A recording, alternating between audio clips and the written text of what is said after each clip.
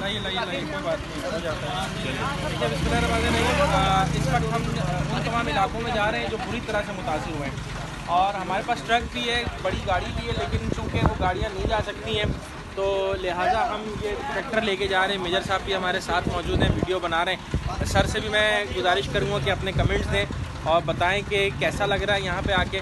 Sir please ये बताइएगा ज़रा। अच्छा,